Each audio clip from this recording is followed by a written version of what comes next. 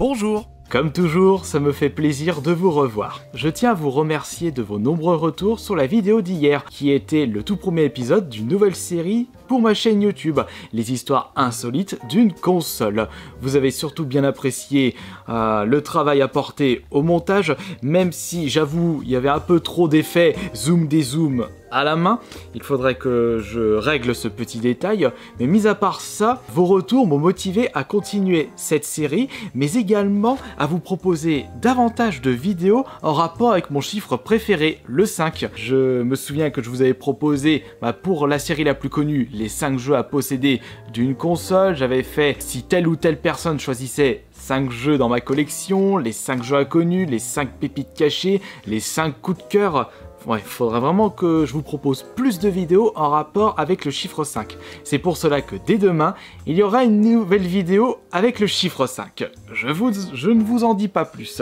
Également, petite piqûre de rappel concernant mes autres activités, je m'occupe non pas de 2 chaînes, donc la chaîne principale est AS Minotaur, mais de 3 chaînes, avec une chaîne que je considère comme une chaîne poubelle, nommée sobrement Jonathan, où je vous raconte un petit peu tout et n'importe quoi, zéro qualité, zéro montage, du one-shot, des vidéos tournées à l'arrache. Si vous recherchez mais vraiment de l'extrême simplicité, je pense que cette chaîne est faite pour vous. Nous allons ouvrir ensemble les colis reçus très récemment. Ce sera un concept très simple pour une vidéo très posée. On va débuter avec le petit colis, après il y a le colis assez épais et on terminera avec le colis Amazon qui contient un matériel très spécial qui va me permettre d'améliorer la qualité de quelque chose. Ça, ce sera en fin de vidéo. Nous allons débuter avec le petit colis. Mais qu'y a-t-il à l'intérieur? Au vu de sa taille, il ne peut avoir qu'un seul jeu.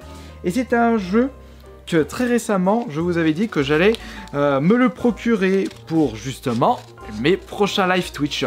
Je suis vraiment désolé de ne vous avoir pas proposé un live hier et un live il y a 2 jours, puisque je voulais prendre un petit peu de temps pour moi, parce que si on ne prend pas de temps pour soi-même, c'est comme ça qu'on chope l'overdose et on peut vite tomber en dépression. Enfin, j'en suis très loin, mais dès que j'ai besoin d'un petit peu de temps pour moi, je pense à moi. Et donc, concernant ce petit colis, et c'est quelque chose que je pense vous connaissez tous.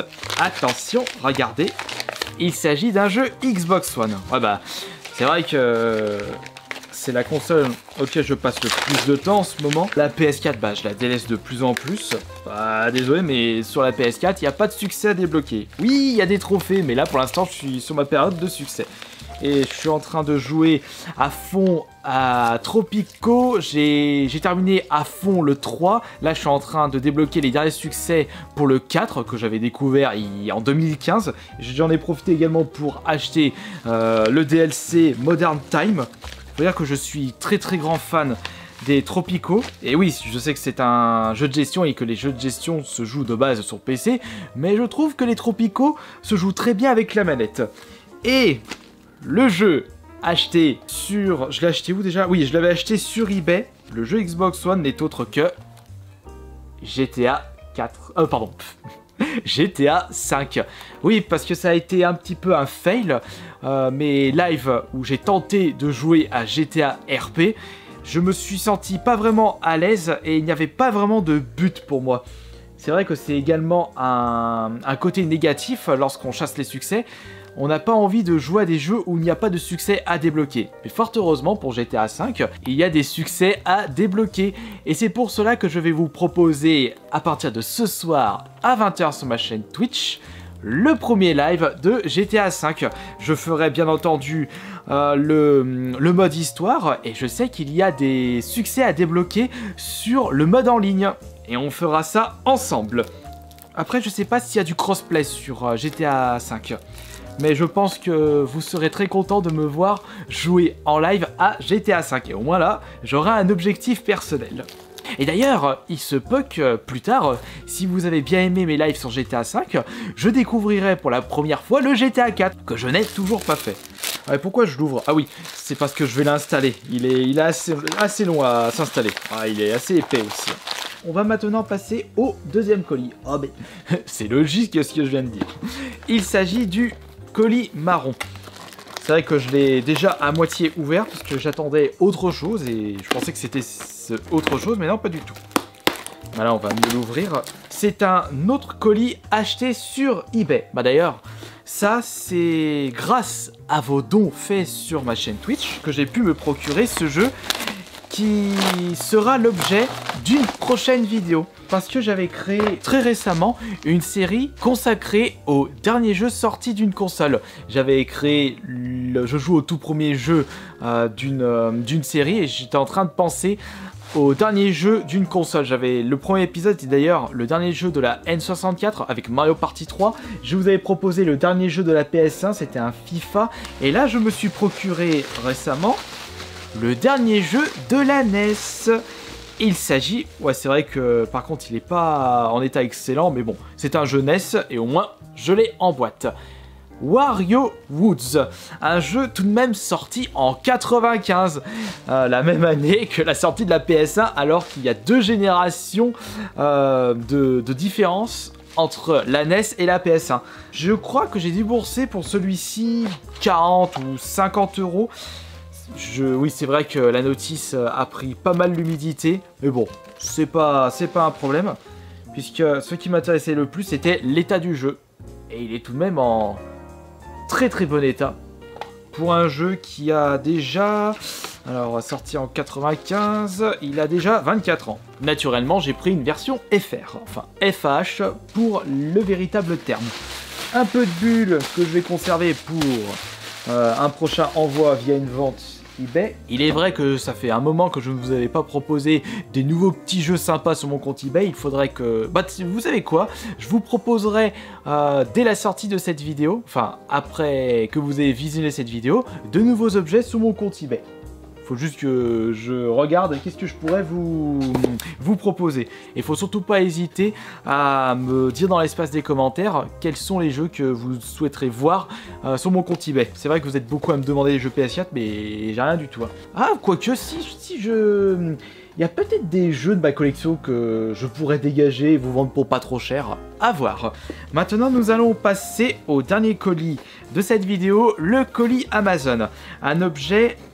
qui m'a coûté 130 € et qui va me permettre d'améliorer la qualité, non pas de mes vidéos, mais la qualité de mes lives. C'est un objet que j'ai vu souvent passer chez des streamers, et puis je me souviens que je l'avais utilisé, mais il y a fort longtemps.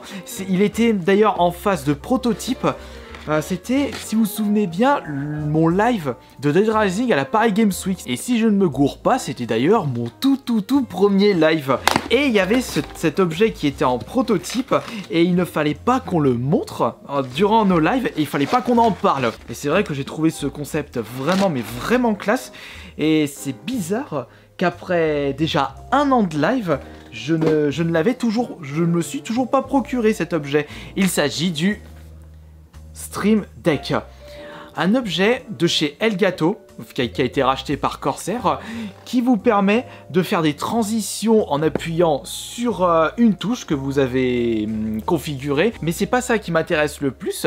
D'après ce que j'ai pu voir, je peux mettre des effets visuels en appuyant sur un bouton, mais surtout mettre des bruitages. Et c'est vrai que je voulais par exemple avoir une petite tablette et appuyer sur tel ou tel bouton pour faire tel ou tel bruitage, comme par exemple si je fais un headshot, je balance le son headshot. Et comme je le disais, il y a aussi les transitions qui m'intéressent, parce que le problème c'est que les transitions je les faisais en cliquant sur le programme Streamlabs, et là j'aurais juste à appuyer sur un bouton juste en face de moi. Il est vrai que je consacre de plus en plus de temps à mes lives. Tiens, mais regardez, je vais vous montrer à quoi ça ressemble. Voilà. C'est tout petit, c'est tout mimi. Ils ont sorti un modèle beaucoup plus gros avec plus de touches, mais pour l'instant je vais me contenter de ces 15 touches. C'est déjà pas mal, avec le petit support. Ça sent le neuf, ça fait plaisir. En plus, mais regardez, mais c'est tout petit, ça prend pas de place. Je vous remercie infiniment de votre présence. Merci beaucoup pour vos pouces bleus lâchés sur cette vidéo. Merci beaucoup aux nouveaux arrivants sur la chaîne principale. Et je vous rappelle que j'ai également une chaîne secondaire et une chaîne tertiaire consacrée à une poubelle. Je vous raconte un petit peu tout et n'importe quoi. Allez, bah on se retrouve ce soir à 20 h pour le premier live de GTA V et également le premier live avec le Stream Deck. Ciao!